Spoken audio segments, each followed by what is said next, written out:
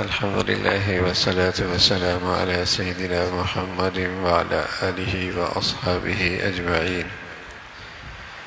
الحمد لله والصلاة والسلام على سيدنا محمد وعلى آله وأصحابه أجمعين. أما بعد، فأعوذ بالله من الشيطان الرجيم. بسم الله الرحمن الرحيم. يا أيها الذين آمنوا اتقوا الله وكونوا مع الصادقين. صدق الله العظيم. اللهم صل على سيدنا محمد وعلى آل سيدنا محمد وبارك وسلم. اللهم صل على سيدنا محمد النبي الأمي وعلى آله وأصحابه وسلم. میرے معزز مسلمان بزرگوں، عزیز بھائیوں اور امت مسلمہ کے مقدس ماں اور بہنوں، اللہ رب العزت جس پہ اپنا خاص فضل فرماتے ہیں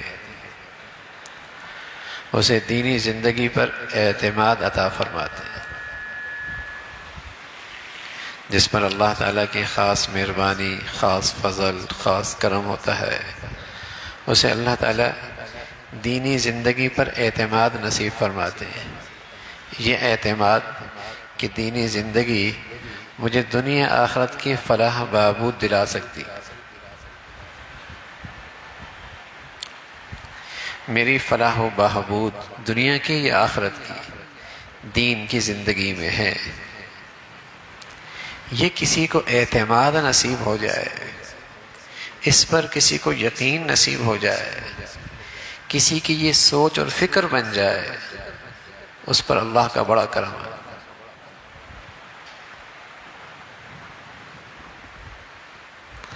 اس پر اللہ کا بڑا احسان ہے، بڑی مہربانی ہو گئی.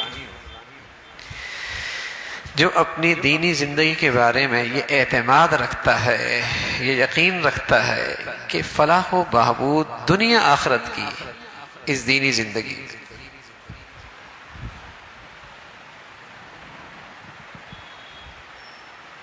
یہ نصیب ہو جائے، پھر دین کے نقصان کو آدمی نقصان سمجھتا ہے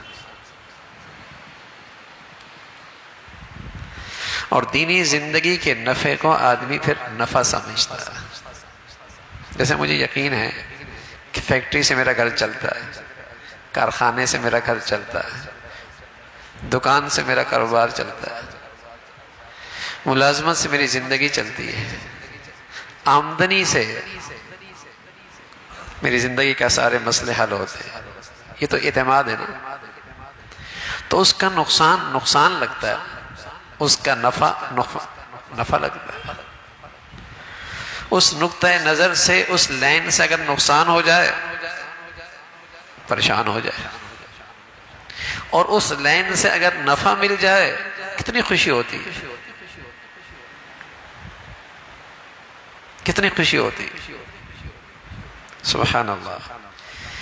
جنہیں دینی زندگی پر اعتماد ہوتا ہے کہ میری فلاح و بہبود اس دینی ایمانی زندگی میں ہے، تو میرے عزیزو ان کو بھی دین کے اندر جب کوئی بہتری مل جائے، کوئی اعمال مل جائے، کوئی نیکی مل جائے تو انہیں ایسی خوشی ہوتی ہے.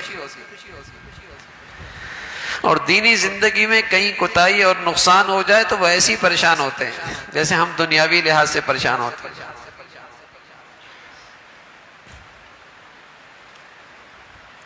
یہ اعتماد آ جانا کہ میری فلاح و بہبود دینی زندگی میں ہے. مسلمان دین کے کچھ نقشے، کچھ شکلیں، کچھ احکامات تو پورا کرتا ہے، لیکن اسے یہ ایمان نہیں، یہ یقین نہیں، یہ اعتماد نہیں ہے دین پر. یہ اعتماد نہیں ہے. اگر یہ اعتماد ہوتا تو کبھی ایسا نہیں ہوتا کہ ابا نماز پڑھے اور بیٹا نہ پڑھے، اماں پڑھے اور بیٹی نہ پڑھے، ایک حکم پورا کریں دوسرا چھوڑ دیں، دین کا ایک حصے پہ چل رہے ہیں اور دوسرے کو نظر انداز کر رہے ہیں. پھر ایسا نہیں ہوتا.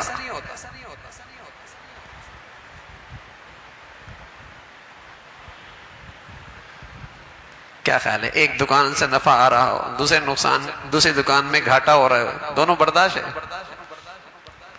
دونوں مطمئن رکھتی ہیں؟ بے چین ہو جاتا ہے. میاں ادھر سے کما رہا ہے، ادھر ضائع ہو رہا ہے. یوں کہتے ہیں نا، وہاں تو یہ سوچتے ہیں ادھر کما رہا ہے ادھر ضائع کر رہا ہے. لیکن چونکہ دین کے اعتماد نہیں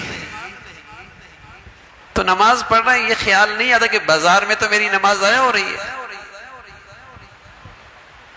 شادی میں تو میری ساری کمائی ضائع ہو رہی ہے، وہاں یہ خیال نہیں آتا۔ یہاں یہ خیال آتا ہے کہ بیٹے بڑی مشکل سے کمایا ہے اور تم ہو اڑا دیتے ہو، بڑی مشکل سے کمائی کی ہے اور تم ہو اڑا دیتے ہو، وہاں تو یہ کہتے ہیں نا۔ لیکن یہاں یہ نہیں ہے کہ بیٹے بڑی مشکل سے نیکی اکٹھی کی ہے اور تم ہو نافرمانی پہ تلی ہوئی ہو، وہاں یہ نہیں آتا۔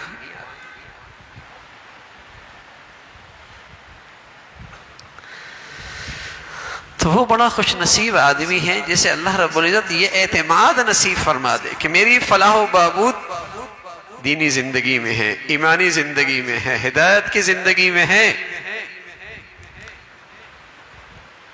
یہ یقین آ جائے، یہ اعتماد آ جائے اس دینی زندگی پر۔ غلطیاں کوتاہیاں پھر بھی ہوں گی، حکم پھر بھی ٹوٹیں گے، لیکن نقصان برداشت نہیں ہوگا، نقصان برداشت نہیں ہوگا۔ نقصان وہی رہتا ہے، وہی برداشت ہوتا ہے، وہی ماتھے پہ بل نہیں آتا، وہی کان پہ جوں نہیں رینگتی، وہی تکلیف نہیں ہوتی جہاں دینی زندگی کے بارے میں یہ ایمان نہیں کہ اس سے میری فلاح و بہبود ہے دنیا آخرت کی۔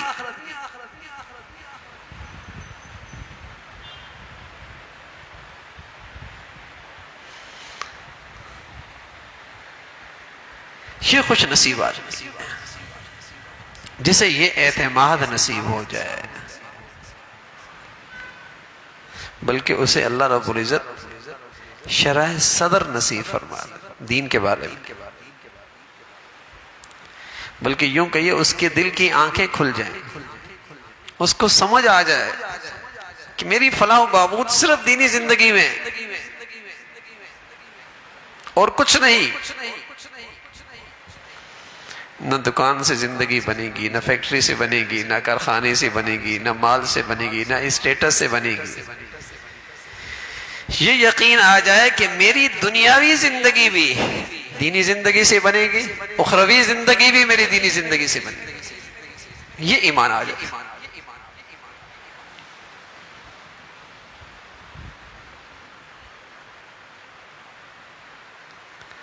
اللہ نے جو دین دیا ہے، کیا اس میں دنیاوی زندگی کے مسئلوں کا حل نہیں ہے؟ کیا اس میں دنیاوی لحاظ سے فلاح و بہبود نہیں ہے؟ کیا دنیاوی لحاظ سے اس میں کامیابی نہیں ہے؟ کیا دنیاوی لحاظ سے اس میں عزت نہیں ہے؟ کیا دنیاوی لحاظ سے اس میں برکت نہیں ہے؟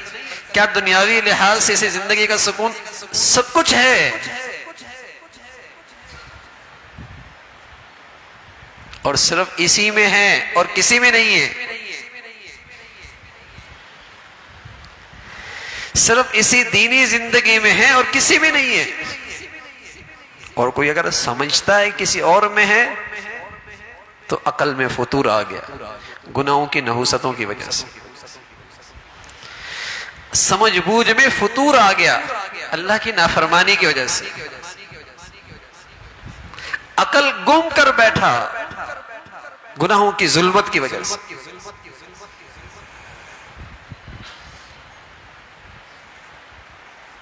سمجھ بوجھ خراب ہو گئی، عقل خراب ہو گئی، دانش فیل ہو گئی۔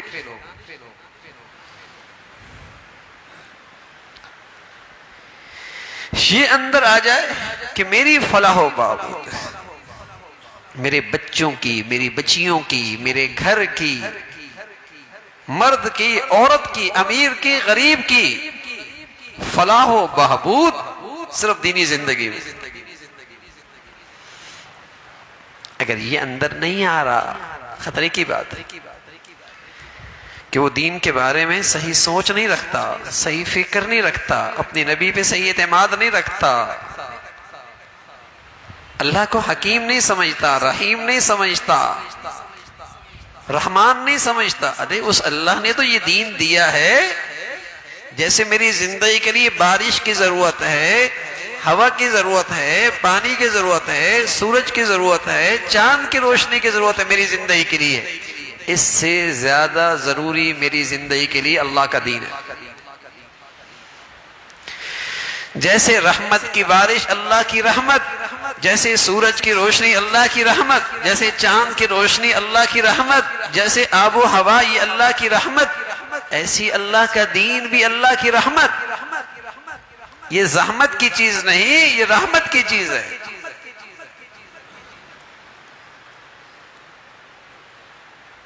یہ رحمت ہے، اس میں میری زندگی کی فلاح و بہبود ہے، میری دنیا آخرت کی کامیابی اسی میں ہے۔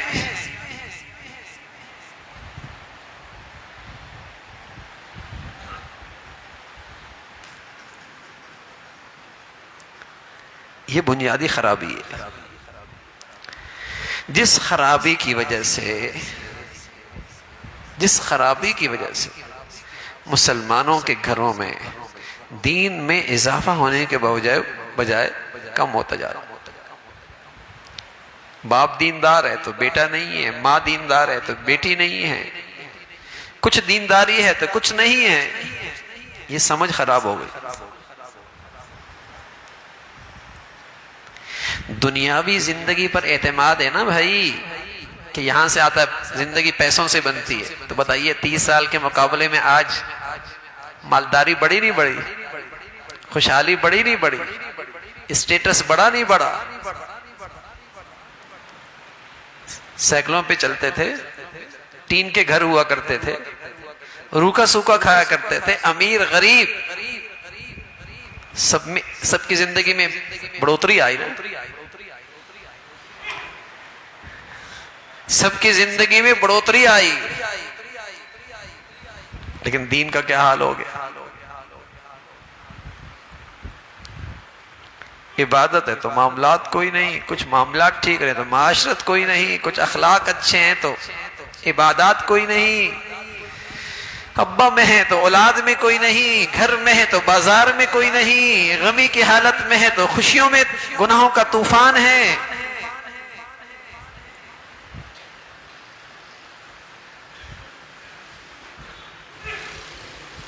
اعتماد نہیں،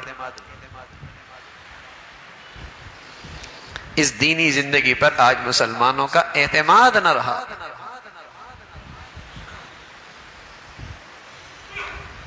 کہ یہ کیا سرمایہ ہے، اس سرمایہ سے میری دنیا سنورے گی، اس سرمایہ سے میری آخرت بنے گی، دین کا سرمایہ سے میری دنیا بنے گی، میری آخرت بنے گی، میری بچیوں کی زندگی دین کے سرمایہ سے بنے گی، میرے بچوں کی زندگی دین کے سرمایہ سے بنے گی۔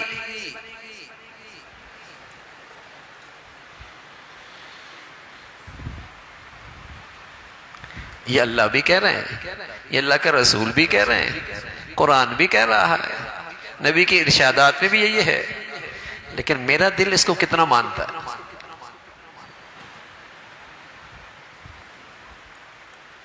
اور یہ کوئی تجربے کی بات نہیں ہے کہ میں کوئی تجربے کی بات کر رہا ہوں، یہ وحی کی بات ہے، یہ اللہ کا پیغام ہے، یہ اللہ کے رسول کی ہدایت ہے، یہ کوئی تجربہ نہیں ہے کہ غلط بھی ہو سکتا ہے، کہ پتہ نہیں فلاں ملے نہ ملے، دنیا کی کامیابی ملے نہ ملے، آخرت اچھی ہو یا نہ ہو، ایسا نہیں ہے، تجربہ نہیں ہے۔ 100% کامیاب نسخہ ہے۔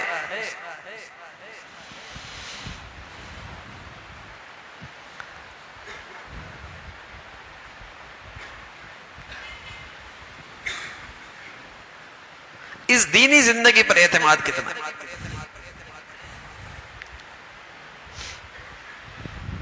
جب اللہ کے نبی دنیا میں تشریف لائے تو اس وقت بھی دین کی کچھ شکلیں موجود تھیں،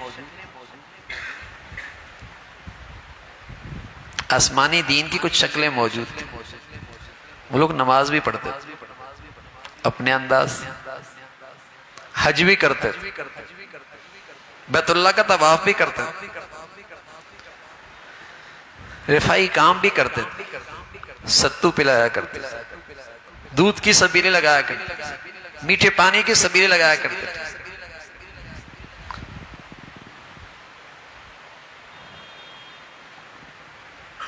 انہیں اللہ کے گھر بنانے پہ بڑا فخر ہوا کرتا تھا، وہ بڑا اعزاز سمجھتے تھے۔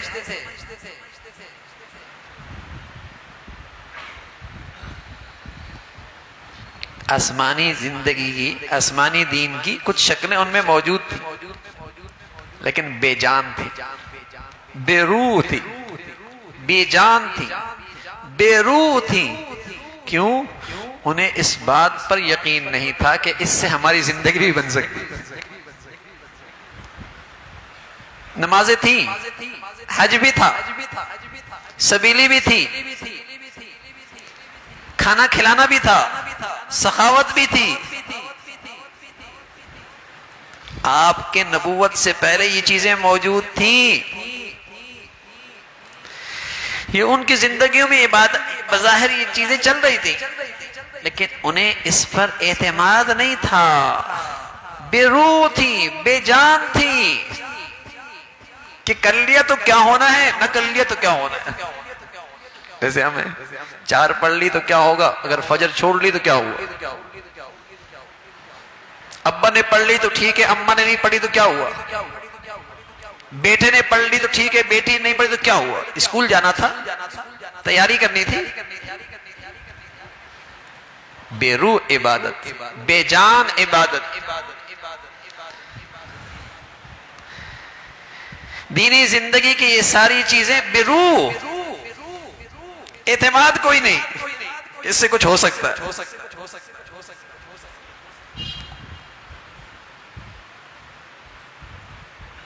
اور آج نبی کی امت کے ساتھ یہی حال ہے۔ آج نبی کی امت کے ساتھ بھی یہی حال ہے۔ پوری دنیا میں، اسلامی دنیا میں آپ دیکھیں گے تو یہی نقشہ ملے گا۔ ان کے ہاں عبادات ہیں لیکن رسمی طور پہ، عید بھی پڑھ لیں گے، کبھی نماز بھی پڑھ لیں گے، ہر روز نہ پڑھی تو جمعے کو پڑھ لیں گے، ساری نہ پڑھی تو 2-3 پڑھ لیں گے، پیدائش کے موقع پہ کچھ رسمی عبادت، رسمی اسلام کے شاعر بھی اختیار کر لیں گے، اعمال بھی اختیار کر لیں گے۔ پوری دنیا میں یہی حال ہے۔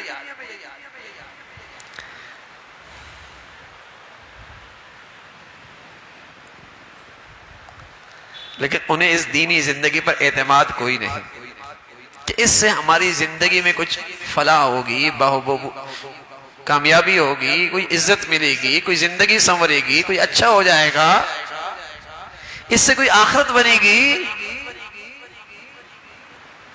اس لیے ایک ہی مسلمان 2 مختلف جگہوں پہ بالکل مختلف نظر آتا ہے، بالکل مختلف۔ حرم میں کچھ اور نظر آتا ہے، بازار میں کچھ اور نظر آتا ہے، مسجد میں کچھ اور نظر آتا ہے، شادی کے موقع پہ کچھ اور نظر آتا ہے۔ ایک ہی مسلمان 2 مختلف جگہوں پہ بالکل مختلف نظر آتا ہے۔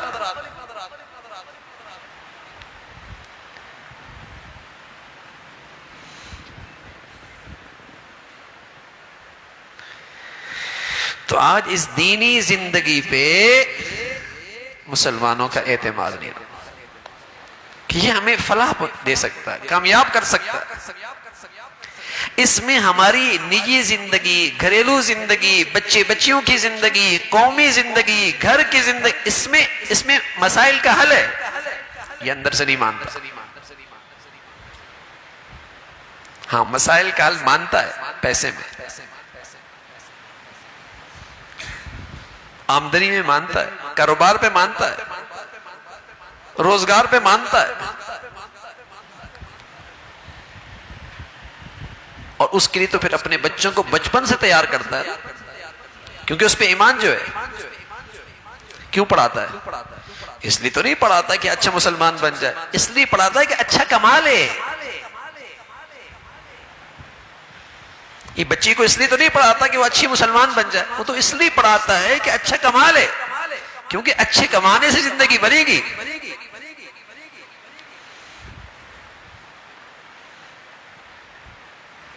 کمانا برا نہیں، پڑھانا برا نہیں، لیکن اسلام پہ اعتماد نہ ہونا یہ بہت برا ہے۔ کمانا برا نہیں، پڑھانا برا نہیں، لیکن اسلامی زندگی پر اعتماد نہ ہونا یہ بہت برا ہے۔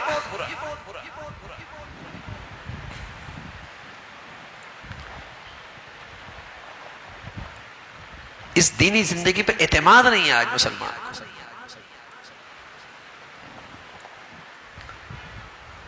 کلمہ بھی پڑھتا ہے، نبی کا نام لیوا بھی ہے، قرآن کو سچی کتاب بھی مانتا ہے، آپ علیہ الصلوۃ والسلام کے احادیث کو بھی برحق مانتا ہے، لیکن دل دینی زندگی کے بارے میں یہ اعتماد نہیں رکھتا، ذہن یہ نہیں ہے، فکر یہ نہیں ہے، یقین یہ نہیں ہے۔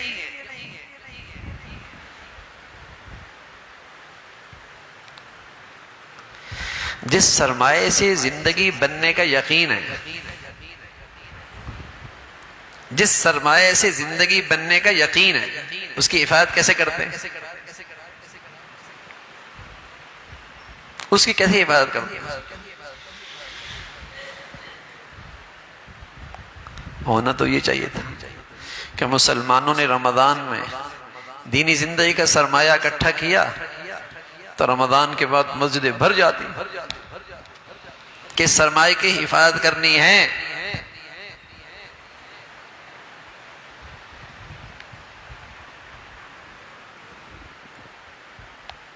لیکن حفاظت نہیں کرتے۔ کیوں نہیں کرتے بھائی؟ ٹھیک ہے رمضان میں تو ماحول ہوتا ہے، اس ماحول سے یہ بھی نماز پڑھنے لگ جاتا ہے، لیکن چونکہ سوچ نہیں ہے نا، ذہنیت نہیں ہے نا، اس دینی زندگی پر اعتماد نہیں ہے نا، جہاں ماحول ختم ہوا اس کی مسلمانی بھی ختم ہو گئی، اس کی مسلمانی بھی ختم ہو گئی۔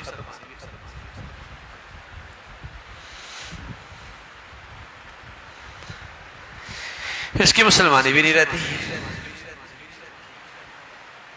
یہ ایک المیہ ہے، یہ ایک روگ ہے آج ہماری زندگیوں میں۔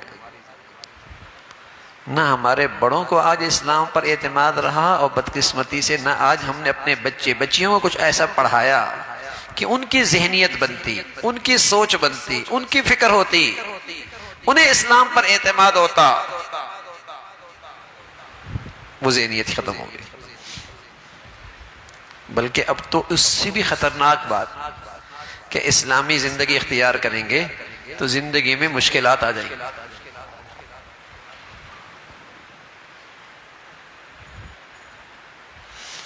دینی زندگی اختیار کریں گے زندگی میں مشکلات آ جائیں گی۔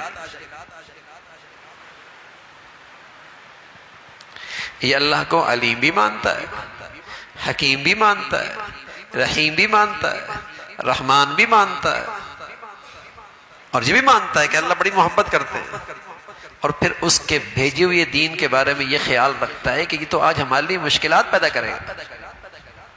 الیاذ باللہ، الیاذ باللہ۔ تو میرے عزیزو، پیارے حبیب جو دین لے کے آئے مشکلات میں ڈالنے کے لیے نہیں لائے، مشکلات سے نکالنے کے لیے آئے، رسوا کرنے کے لیے نہیں آئے، عزت دینے کے لیے آئے، ناکامی کے لیے نہیں لائے، کامیاب کرنے کے لیے لائے، فلاح و بہبود دنیا آخرت کی، اس کے لیے اللہ کے نبی یہ خوبصورت زندگی لے کے آئے۔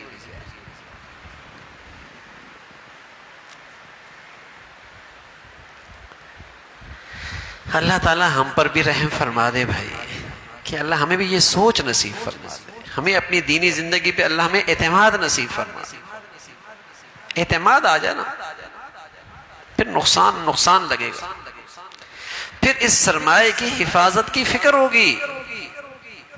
اب ہم نے ایک آیت پڑھی ہے، یا ایھا الذین آمنوا اتقوا اللہ وکونوا مع الصادقین، ایمان والو اگر ایمان کی زندگی بچانی ہے، تقوی چاہتے ہو، تو اپنا اٹھنا بیٹھنا سچے لوگوں کے ساتھ کر لو، اب سچے لوگوں کے ساتھ تو وہ اٹھے بیٹھے گا نا جس کو ایمانی زندگی قدر و قیمت کا اندازہ ہوگا. وہ اپنے بچوں کو ایسے ماحول میں لے کے آئے گا، اپنی بچیوں کو لے کے آئے گا، خود وقت نکالے گا.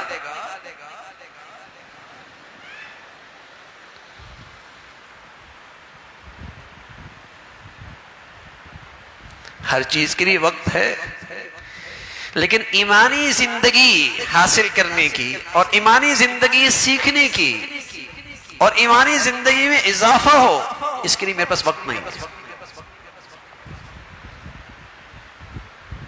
میری بچوں کے پاس وقت نہیں، میری بچیوں کے پاس وقت نہیں. وقت اس لیے نہیں میرے عزیزو کہ اسے میں نے اپنی زندگی میں غیر ضروری چیز سمجھ لیا. الیاذ باللہ. صحت ضروری چیز ہے، وقت نکالتا ہے. پیسہ کمانا ضروری چیز ہے، وقت نکالتا ہے. کاروبار ضروری چیز ہے، وقت نکالتا ہے. ہر چیز کے لیے وقت نکالتا ہے. دین غیر ضروری چیز، اس کے لیے اس کے پاس وقت نہیں ہے.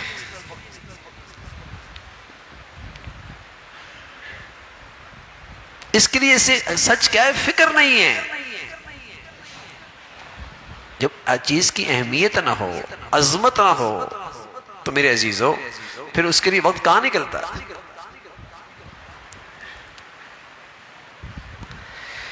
اللہ کریم کرا ایمان والو اتقوا اللہ وکونوا مع الصادقین.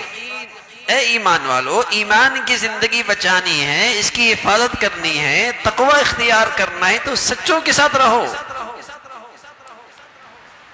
مفسرین نے لکھا کہ ایسی مجلس جہاں علم بھی ٹھیک ہو اور اس علم پر عمل بھی ہو، جہاں علم بھی ٹھیک ہو اور اس علم کے مطابق عمل بھی ہو، یہ سچوں کی صحبت. جہاں علم بھی ٹھیک ہو اور اس علم پر عمل بھی ہو. اگر کسی خوش نصیب کو ایسی صحبت مل جائے، نعمت عظمی، اللہ کی طرف سے بڑا انعام.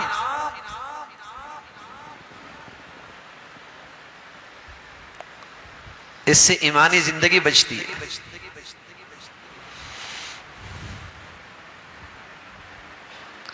اب اپنے پیچھے بڑوں میں جائیں، پیچھے جائیں. جہاں گھروں میں دینداری ہے اور تھی،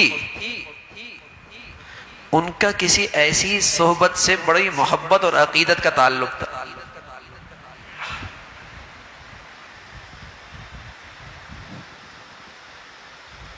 یہ دینی صحبت جہاں علم بھی ٹھیک ہو، عمل بھی ٹھیک ہو، یہ مسلمانوں کی دینی زندگی کے لیے پاور ہاؤس ہے. تار پاور ہاؤس سے جڑی ہوئی ہو تو روشنی آتی رہتی ہے، اور گر جائے تو. ہم نے اعتکاف والوں بچوں سے پوچھا اگر پاور ہاؤس سے تار گر جائے تو کون اٹھاتا ہے؟ کہا ہیروئنچی اٹھاتے، چرسی اٹھا لیتے. بالکل صحیح بات. مسلمان کا کسی عالم ربانی سے، ایسا عالم جو زندگی میں عمل بھی ہے، اگر اس کا مسلمانوں سے اس کا تعلق ٹوٹ جائے اور مسلمان ایسی صحبت سے محروم ہو جائے، کوئی بھی بے دین اسے اچک لے گا. کوئی بھی بے دین اسے اچک لے گا. یہ کسی بھی فتنے کا شکار ہو جائے گا. کوئی بھی بے دینی کی نظریات قبول کر لے گا. ریوڑ بغیر نہگبان کے ہو تو بھیڑیا کھا جاتے. مسلمان ایسی صحبت سے محروم ہو جائے، کوئی بھی بھیڑیا آ کے اسے اٹھا لے گا. اس لیے اللہ میاں نے ارشاد فرمایا، پیغام دے کونوا مع الصادقین. جن کا عقیدہ سچا، جن کا علم سچا، جن کا عمل سچا، جن کا کردار سچا، ان کے ساتھ رہو، صحبت اختیار کرو. صحبت کا بھی بڑا اثر ہوتا. پھول گلاب کا ہونا تو آدمی صرف اس گلاب کے پھول کو اپنے باغ میں نہیں لے کے آتا، اس میں کانٹا بھی آ جاتا ہے لیکن اس کی بھی عزت ہو جاتی ہے. اگرچہ ہم پھولوں جیسے تو نہیں، بڑی کوتاہیاں ہیں، لیکن پھولوں کے ساتھ جڑ کے رہیں گے تو ہمیں بھی عزت مل جائے گی. احب الصالحین ولست منہم، احب الصالحین ولست منہم لعل اللہ یرزقنی صلاحا. اے اللہ میں نیکوں سے محبت کرتا ہوں، اگرچہ نیک نہیں ہوں، لیکن اس امید سے کہ ان کی صحبت سے اللہ مجھے بھی نیک بنا دے. احب الصالحین ولست منہم لعل اللہ یرزقنی صلاحا. اللہ نیکوں سے محبت کرتا ہوں. اور کیوں محبت ہے؟ نیکی کی وجہ سے. اور میں تو خود اس درجے کا نیک نہیں ہوں، لیکن اس امید سے محبت رکھتا ہوں کہ میں بھی نیک بن جاؤں. بڑی نعمت ہوتی ہے. پہلے مسلمانوں کی زندگیوں میں چونکہ دینی زندگی سب کچھ تھی، جیسے آج صحت سب کچھ ہے نا تو فیملی ڈاکٹر ہوتا ہے، کاروبار سب کچھ ہے نا فیملی وکیل ہوتا ہے، ہاں گھر تعمیرات سب کچھ نا فیملی آرکیٹیکٹ ہوتا ہے. پہلے مسلمانوں کی زندگی میں دین ہی سب کچھ تھا، تو وہ کوئی بات بھی بغیر پوچھے بغیر سیکھے نہیں کیا کرتے تھے. ان کی پوری فیملی کا تعلق ہوتا تھا.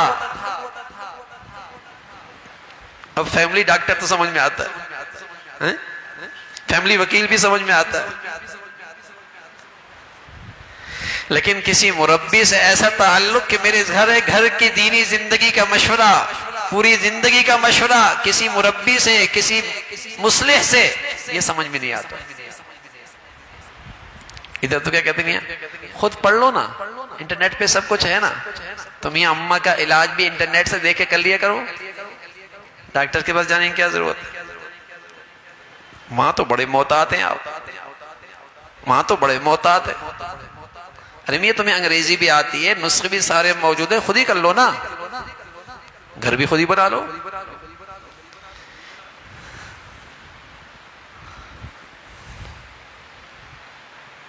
کونوا مع الصادقین. یہ سارے وہ بے دین لوگ ہیں جو مسلمانوں کو بھیڑیوں کے حوالے کرنا چاہتے ہیں کہ ان کا مسجد سے تعلق ٹوٹے، علماء سے تعلق ٹوٹے، اہل دین سے تعلق ٹوٹے، دینی مجالس سے تعلق ٹوٹے، پھر ان مسلمانوں کو بھیڑیوں کے حوالے کر دیں.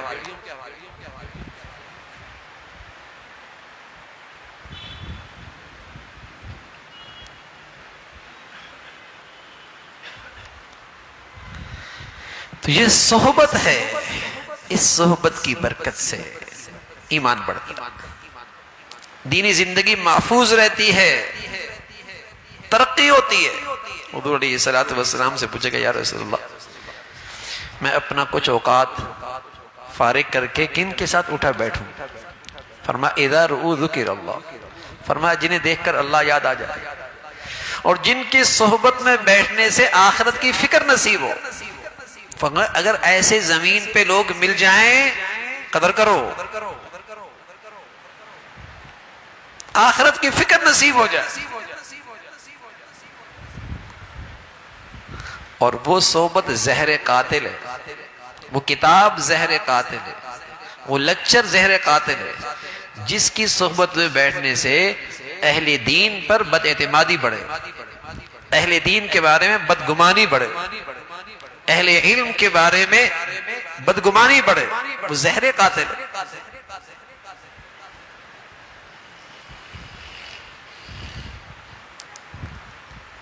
تو دین سرمایہ کی حفاظت کرنی ہے اس صحبت کی برکت سے.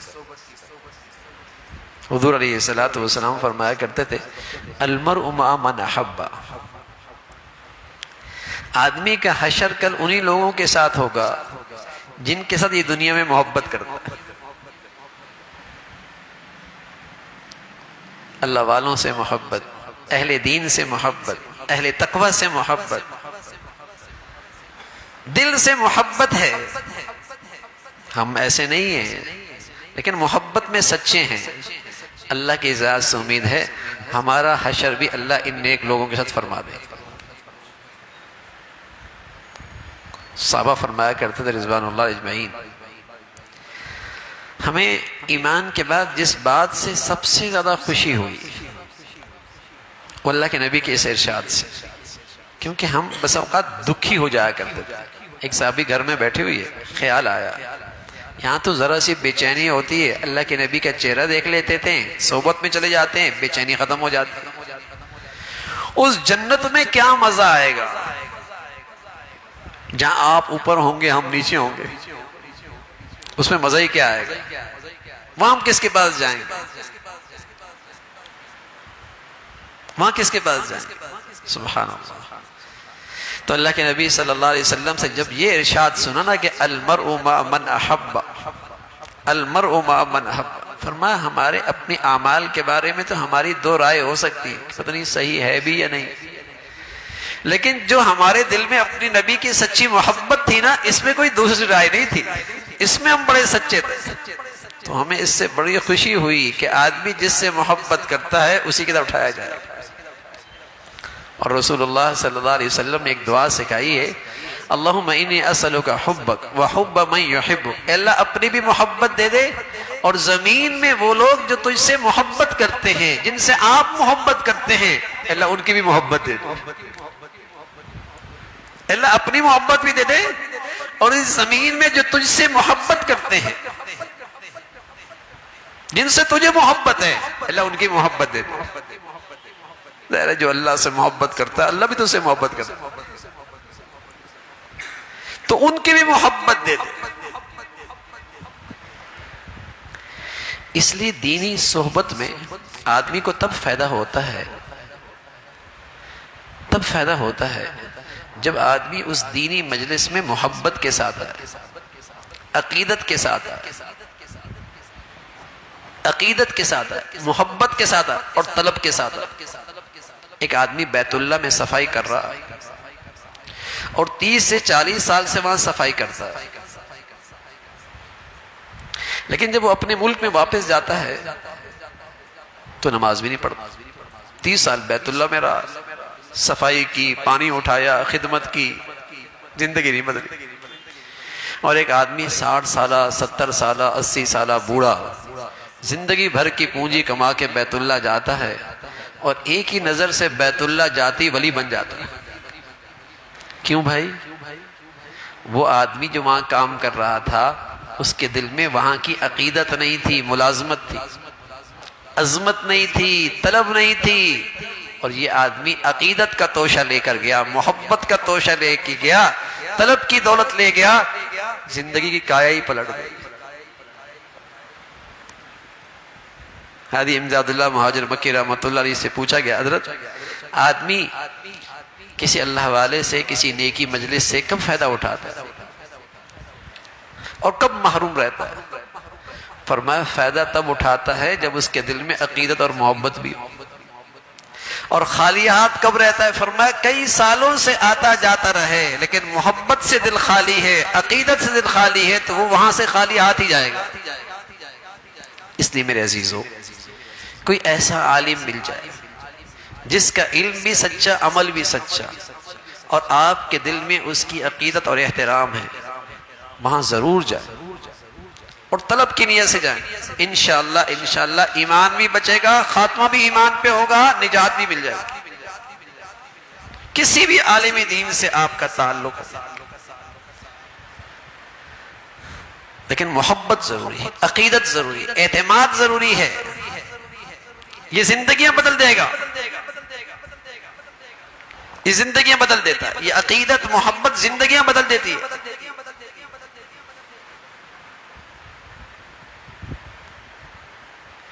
نبی کی صحبت میں ابو لہب بھی آیا، چچا تو تھا، بلال بھی آیا، لیکن ابو لہب کو بد دعا ملی اور بلال کو رضی اللہ عنہ ورضوا عنہ۔ سبحان اللہ، یہ تمغہ ملا کہ اللہ تجھ سے راضی، اللہ بلال سے راضی ہو گیا۔ وہ طلب لے کے آئے، محبت لے کے آئے، عقیدت لے کے آئے، احترام لے کے آئے، اور یہ بدقسمت آدمی چچا ہے، قریشی ہے، رشتہ دار ہے، لیکن عقیدت محبت کوئی نہیں، ایسی عظیم صحبت سے بھی خالی ہاتھ رہا۔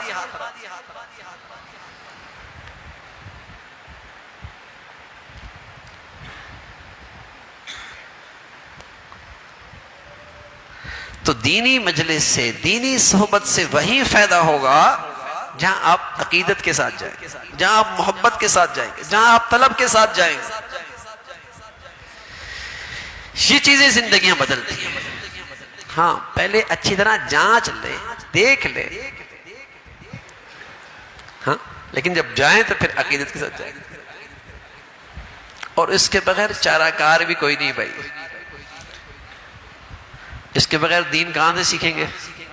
نیٹ سے سیکھیں گے، اسکرینوں سے سیکھیں گے، فیس بک سے سیکھیں گے، سینماؤں سے سیکھیں گے، کہاں سے سیکھیں گے؟ اس کے بغیر چارہ کار بھی کوئی نہیں۔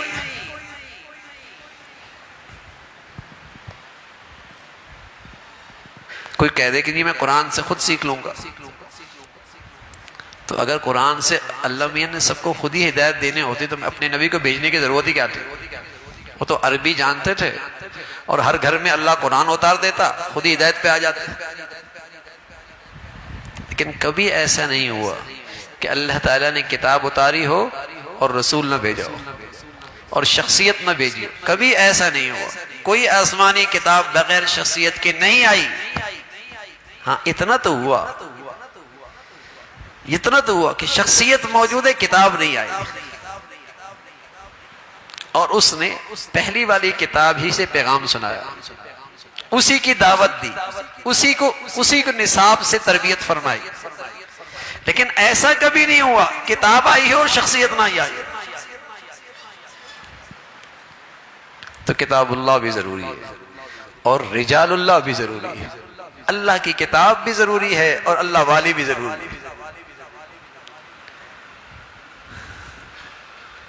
ورنہ کتاب ہو اور اللہ والا نہ ہو تو میرے عزیزو پھر آدمی اپنی خواہشات سے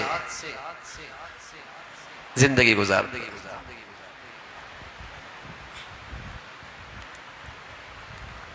تو دینی زندگی کی حفاظت اور اس میں ترقی، نیک صحبت، نیک مجلس، نیکوں سے محبت، نیکوں سے تعلق، اور یہ تعلق کسی غرض کے لیے نہ ہو، کسی مفاد کے لیے نہ ہو، ایک ہی چاہت ہو، یہ نیک ہے، اللہ مجھے نیک بنا دے۔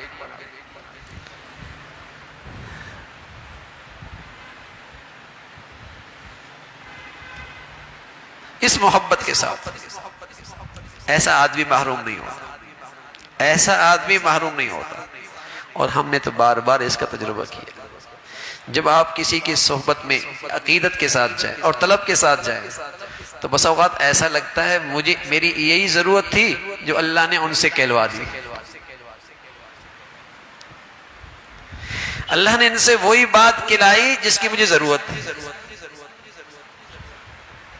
اور یہ آنے والے کی طلب کی برکت ہوتی ہے کہ اللہ کہنے والے سے وہی کہلوا دیتے، اس کی سچی طلب کی برکت ہوتی ہے کہ اللہ کہنے والے سے وہ بات کہلوا دیتے۔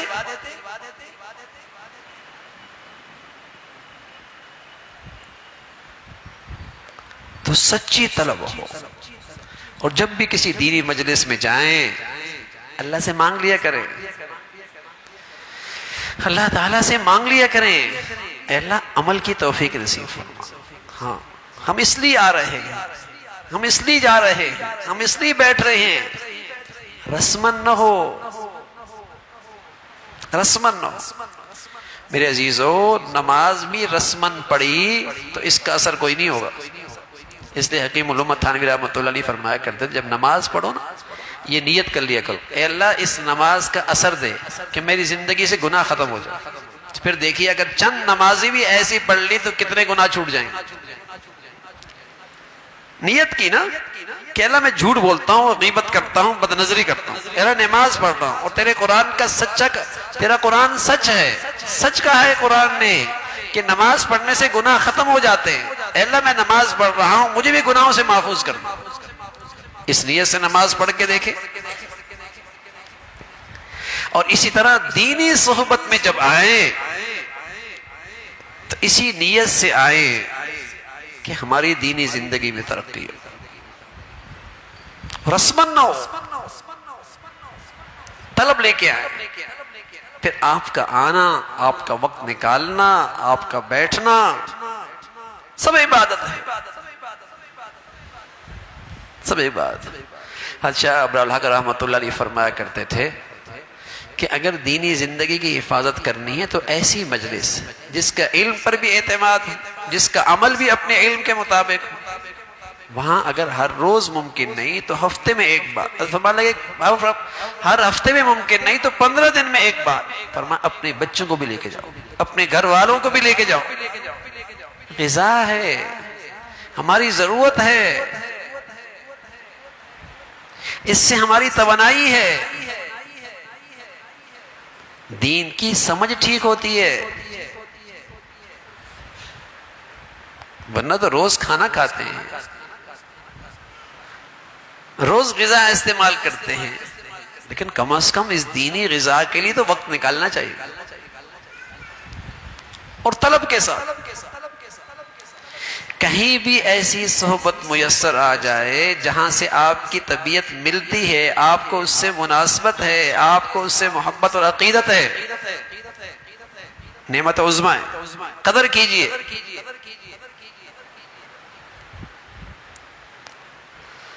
اپنے بچوں کو بھی، اپنے گھر والوں کو بھی وہاں لے جائیے. کونوا مع الصادقین، سچوں کے ساتھ رہو، اور اللہ سے مانگ کرے اے اللہ سچوں کی محبت دے دے، ہاں سچوں کی عقیدت دے دے. آج شیطان آدمی کو ہر ایک سے بدگمان کر رہا ہے، اور اگر اس کو حسن ظن ہے تو صرف اپنی ذات سے، باقی سب سے بدگمان ہے. اور یہ ہر ایک کو بہت باریک چھنی سے چھاننا چاہتا ہے، اور اس پر تو کوئی بھی پورا نہیں ہوتا.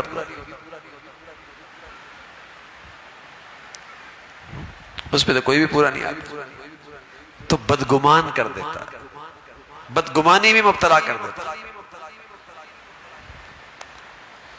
اگر کوئی صغائر پہ اصرار نہیں کرتا اور اس کی زندگی میں کبیرہ گناہ نہیں، اور اس کے ساتھ مجھے محبت اور عقیدت کا تعلق ہے، مجھے اس کی صحبت سے ضرور فائدہ ہو. کوئی صغائر پر اصرار نہیں کرتا، کبیرہ گناہ کا ارتکاب نہیں کرتا، مجھے اس سے محبت اور عقیدت کا تعلق ہے، اس صحبت سے مجھے ضرور فائدہ ہو.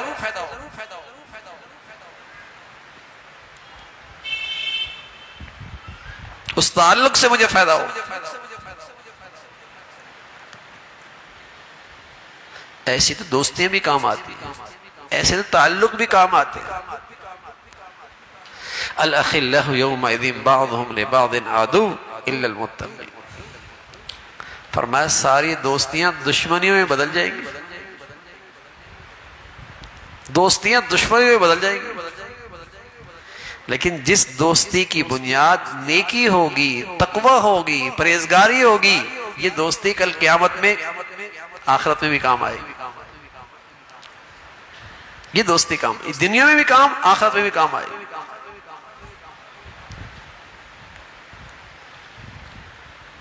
تو ایسی زندگی مل جائے جہاں صغائر پر اصرار نہیں، کبائرہ گناہوں کا ارتکاب نہیں، ایسے تعلق میں ضرور نفع ہوتا ہے. اور اسی طرح رسول اللہ صلی اللہ علیہ وسلم فرمایا کرتے تھے الانسان علی دین خلیلہ فلینظر الی من یخالل. آدمی اپنے دوست کی سوچ پہ ہوتا ہے، اس کی فکر پہ ہوتا ہے. اس لیے کسی کی صحبت اختیار کرنے سے پہلے، دوستی لگانے سے پہلے، کسی کی چیزیں پڑھنے سے پہلے، کسی کی چیزیں سننے سے پہلے ذرا دیکھ لو، ورنہ اس کا اثر ہوگا. بروں کے ساتھ آدمی برا ہی بن جاتا ہے. اور خاص طور پہ ہمیں تو چونکہ دین کی سمجھ ہی نہیں ہے. ہماری مثال تو ایسی ہے، کچا گھڑا، پانی کی صحبت مل جائے تو سوراخ ہو جائے. ہمیں دین اور سوچ، دینی سوچ اور فکر کے لحاظ سے بالکل خالی. کسی بے دین کی کوئی بات سن لی، سوراخ ہو گئی، سوراخ ہو گئی. غلط صحبت کا یہ اثر۔ اور آج غلط صحبت کے لیے کہیں باہر نہیں جانا پڑتا، گھر میں بھی بٹن دبایا دیکھنا شروع کر دیا، ہاتھ لگایا سننا شروع کر دیا، یہ سوچے بغیر کہ کون ہے کیا کہہ رہا ہے، اور دین کی سوچ اپنی ہے ہی نہیں،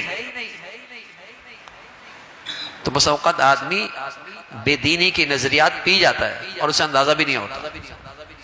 چند دن پہلے فجر کی نماز میں ایک بچہ بتا رہا تھا، فلاں بچی ہے ہماری ڈاکٹر بن رہی ہے فلاں یونیورسٹی کے اندر، مسلمانوں کے گھروں میں پڑھی بڑی ہوئی سب کچھ ہوئی، کہنے لگی یہ سارے مذہب انسانوں کے بنائے ہوئی ہیں، باقی ہندو عیسائی سب برابر ہے، مسلمانوں کی بچی۔ یہ اس صحبت کا نتیجہ ہے، کیونکہ دینی سوچ ہے نہیں ہمارے بچیوں کی ہمارے بچوں کی، اور اس بری صحبت میں بھیج دیتے ہیں۔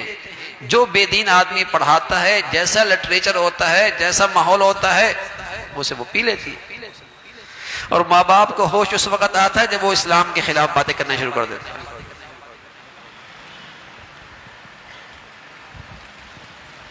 غلط صحبت کا نتیجہ ہے، بے دینی کے ماحول میں ڈال دیا اولادوں کو، وہ بے دین بن گئی۔ تو ایسی میرے عزیزو وقت کی ضرورت ہے، اور بڑی ضرورت ہے کہ ہم اپنے بچوں کو اپنے گھر والوں کو نیکی کی صحبت دیں، نیک لوگوں کی صحبت دیں، نیک ماحول دیں، جہاں علم بھی صحیح ہو، عمل بھی صحیح ہو، اور جس صحبت میں بیٹھنے سے آخرت کی فکر نصیب، آخرت کا شوق پیدا ہو، اور اللہ اور اللہ کے رسول سے تعلق بڑھے۔ اللہ ہمیں نصیب فرمائے، اللہ ہمیں نصیب فرمائے۔ جو کچھ کہا سنا اللہ تعالی عمل کی توفیق نصیب فرمائے۔ وآخر دعوانا الحمد للہ رب العالمین۔ اللہم لک الحمد کلو ولک الشکر کلو، اللہم لک الحمد کلو ولک الشکر کلو، سبحان اللہ وبحمدہ سبحان اللہ العظیم، عدد خلقه ورضا نفسه ومداد كلماته، اللهم لا نحصي ثناء عليك أنت كما أثنيت على نفسك، لا إله إلا الله الحليم الكريم، سبحان الله رب العرش العظيم، نسألك موجبات رحمتك وعزائم مغفرتك والغنيمة من كل بر والسلامة من كل إثم، اللهم لا تدع لنا ذنبا إلا غفرته ولا هما إلا فرجته ولا حاجة هي لك رضا إلا قضيتها يا أرحم الراحمين۔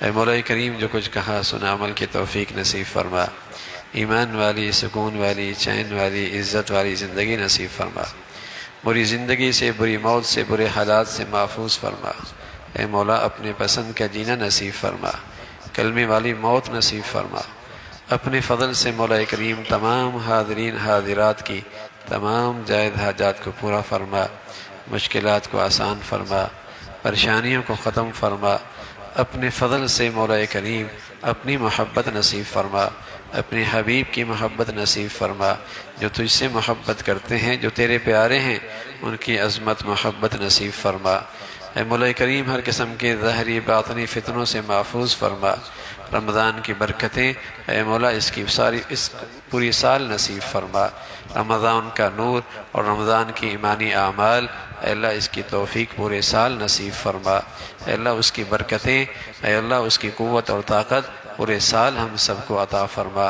ہمارے لیے گناہوں سے بچنا آسان فرما، گناہوں کی گندگیوں سے محفوظ فرما، اے مولا کریم اپنے گھروں میں 100% دین زندہ کرنے کی توفیق عطا فرما، اپنے بچوں کی تعلیم تربیت زندگی کے صحیح فیصلے کرنے کی توفیق عطا فرما، اپنے فضل سے شریروں سے حاسدوں سے بے دینوں سے محفوظ فرما، اے مولا کریم پوری امت مسلمہ کے حال پہ رحم فرما، اہل اسلام کو نیک صالح قیادت نصیب فرما، ہمارے ملک کو سلامتی عطا فرما، اے مولا ہمارے ملک کو سلامتی عطا فرما، یا ارحم الراحمین ہمارے ملک کو سلامتی عطا فرما، اسے استحکام عطا فرما، اندرونی بیرونی خطرات سے محفوظ فرما، دین دشمنوں سے ملک دشمنوں سے اس ملک کی حفاظت فرما، مولا کریم یا نیکی کی اور خیر کی اور تعمیر کی قوتوں کو غلبہ نصیب فرما، شر کی اور برائی کی اور تخریب کی طاقتوں کو نیست و نابود فرما، اے مولا کریم اپنے فضل سے پوری امت کے حال پہ رحم فرما، دین کی خدمت کی جتنی شکلیں تیرے ہاں مقبول ہیں سبھی کی حفاظت فرما، کام کرنے والوں کی مدد اور نصرت فرما۔